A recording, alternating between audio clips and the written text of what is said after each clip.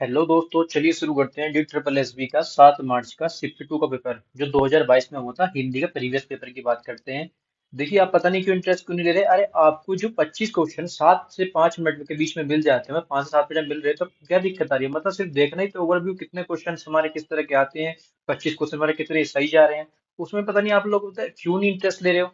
चलो आज हिंदी की बात करते हैं, हिंदी किस तरह से आती है उसकी बात करिए। ट्रिपल एस बी में देखो, हिंदी सबके सेम होती है। जो संज्ञा ट्रिपल एस बी की में होगी वही संज्ञा हमारी जीडी में होगी, वही संज्ञा हमारी कांस्टेबल में होगी। मतलब अदर एग्जाम में वही संज्ञा रहेगी, संज्ञा परिभाषा बदलने वाली है नहीं। तो क्वेश्चन बस इधर से उधर शिफ्ट करते रहते हैं, फ्लक्चुएट होते रहते हैं। ऐसे नहीं नए क्वेश्चन इतने ज्यादा बनते हैं, बस क्वेश्चन इधर से उधर रिपीट होते रहते हैं।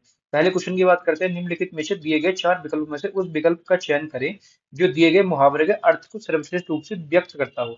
मतलब कदम पर कदम रखना, कहते हैं ना किसी को कदम पर कदम रखना, फॉलो करना। जैसे जैसे तुम चलोगे आगे आगे तुम पीछे पीछे में, ये क्या होता है? फॉलो करना, मतलब अनुसरण करना। तो इसका आंसर ये हो जाएगा अनुसरण करना, सी।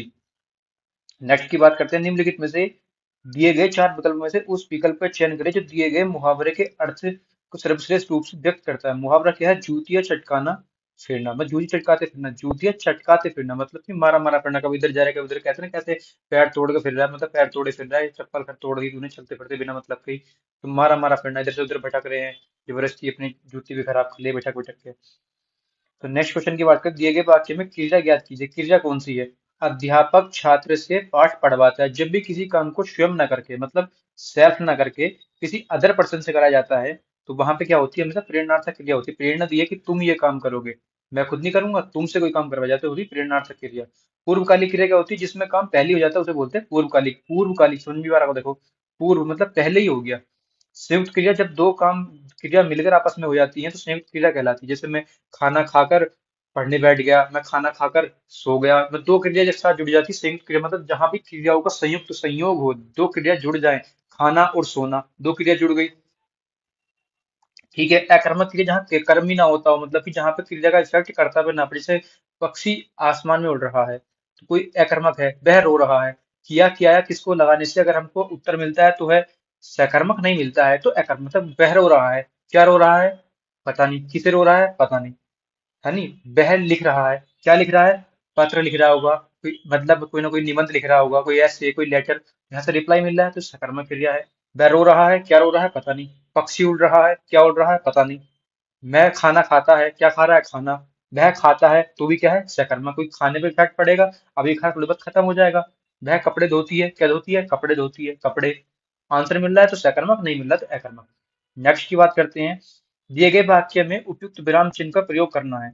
उपयुक्त वाक्य में क्या होता है? बच्चे शांतिपूर्ण बैठो, मतलब ऑर्डर दिया गया एक्सक्लेमेटरी की बात होगी। ये वाला देखो, शांतिपूर्ण बैठो जिसमें कहीं खुशी की बात हो, आदेश की बात हो, हर्रा उल्लास, किसी को बुलाना, अरे, हाय, तोबा, शाबाश, कभी इस तरह की बात होती है तो वहां एक्सक्लेमेटरी सिंबल का यूज होता है। इसे बोलते हैं विस्मयादि बोधक चिन्ह, ठीक है। अब है, एक न एक दिन का फल जरूर मिलता है। काय का फल मिलता है? दुख का फल मिलता है, दुविधा का फल मिलता है, चिंता का फल मिलता है, परिश्रम को कहते हैं ना, परिश्रम कीजिए फल की इच्छा मत करे इंसान, जैसा कर्म करेगा वैसा फल देगा भगवान।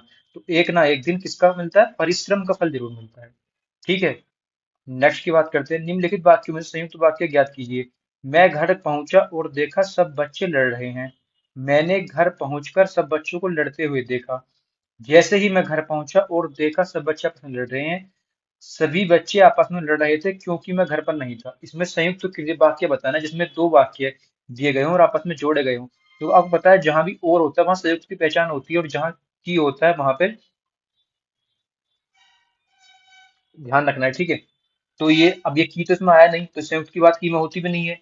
अब बात ये करनी है जहां दो वाक्य, मैं घर पहुंचा एक वाक्य पूरा हो गया, सब बच्चे लड़ रहे हैं दूसरा वाक्य पूरा हो गया। मैं घर पहुंचा और मैंने पहुंचने के बाद देखा, क्या?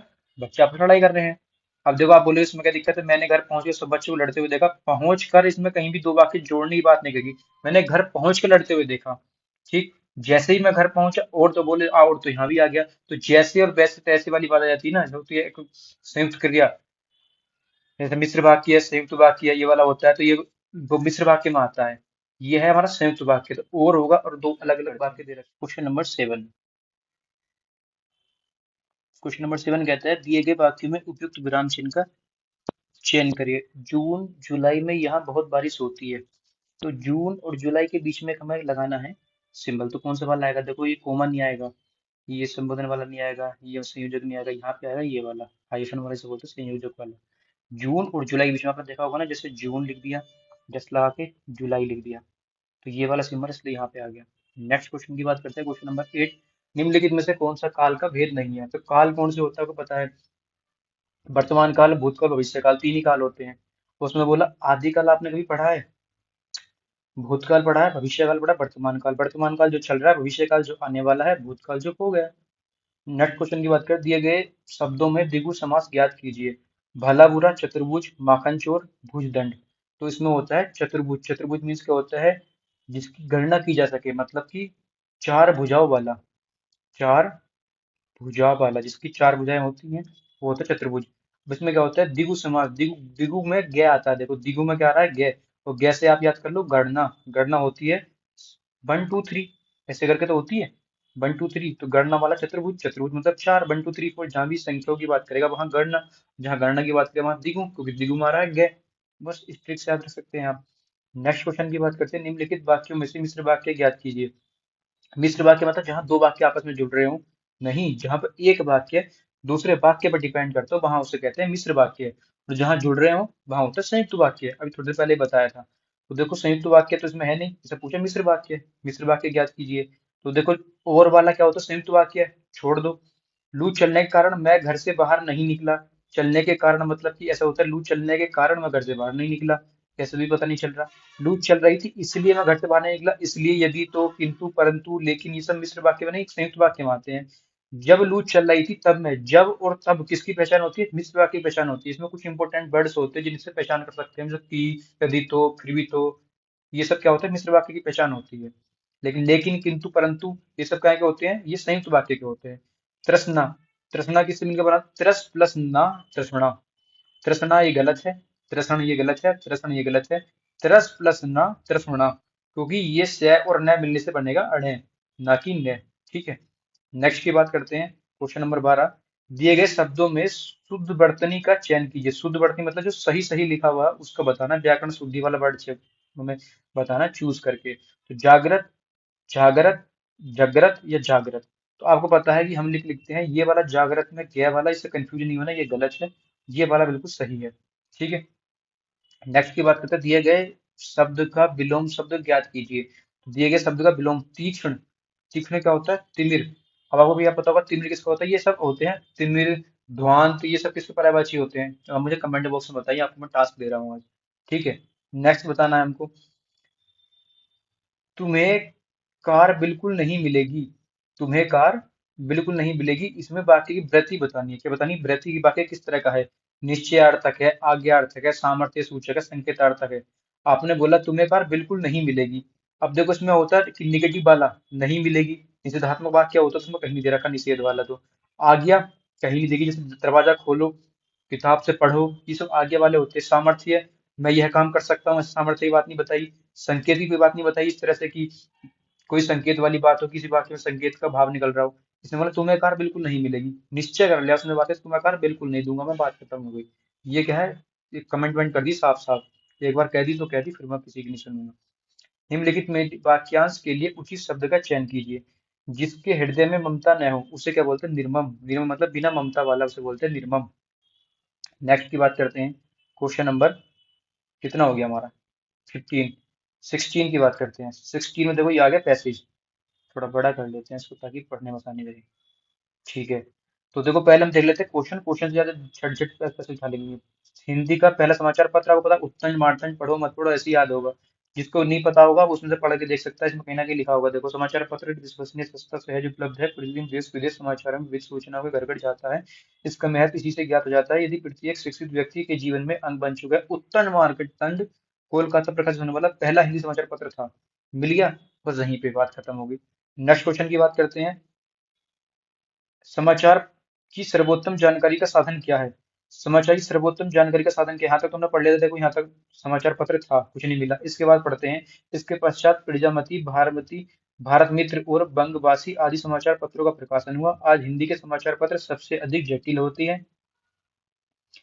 विज्ञान ने नित नए आविष्कारों से समाचार पत्रों के प्रकाशन में क्रांति आ गई है। ये दिन चढ़ते ही घर में पहुंच जाते हैं। ये फुटपाथों, बस अड्डे, रेलवे स्टेशनों, हवाई अड्डों, विभिन्न स्टॉलों पर उपलब्ध होते हैं।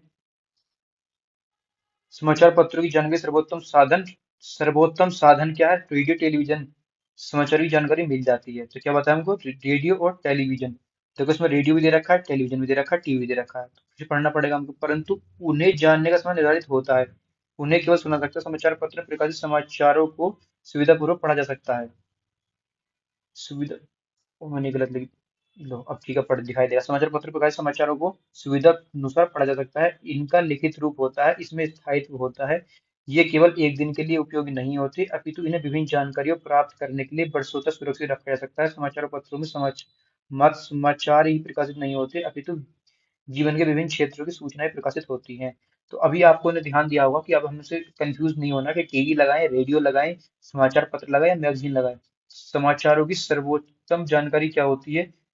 हिंदी के समाचार पत्र सबसे अधिक प्रकाशित होते हैं। क्या अधिक प्रकाशित होते हैं? समाचार पत्र। समाचार पत्रों को अनेक रूप में, तो समाचार पत्र की बात करी गई है बार बार।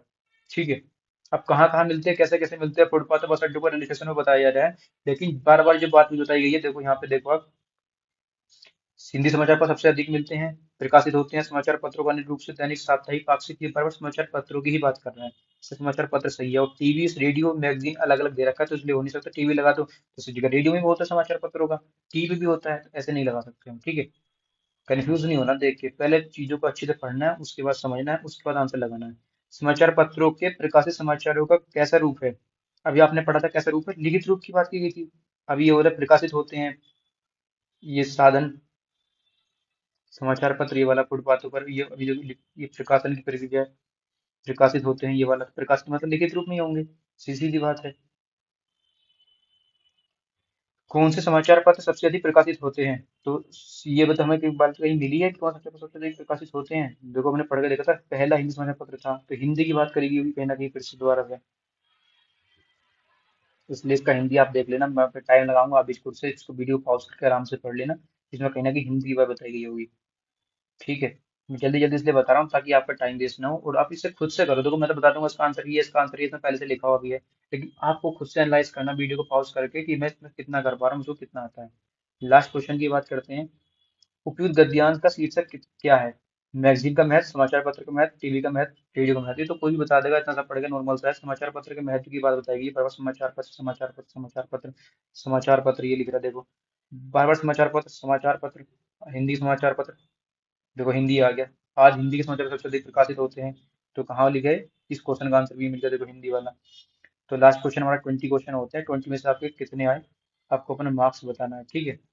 और वीडियो ज़्यादा शेयर करना है, वीडियो को लाइक भी करना है। पता नहीं आप लोग क्यों नहीं इंटरेस्ट ले रहे हो, आपको मतलब सब चीज़ तो मिल रही है, घर बैठे कुछ ढूंढना नहीं पड़ रहा आपको। मैं दिखा रहा हूँ कि बिल्कुल सच में जेन्युइन पेपर है, ये प्रीवियस पेपर है, DSSB का ही है, और 2022 शिफ्ट 2 है, 7 मार्च की है।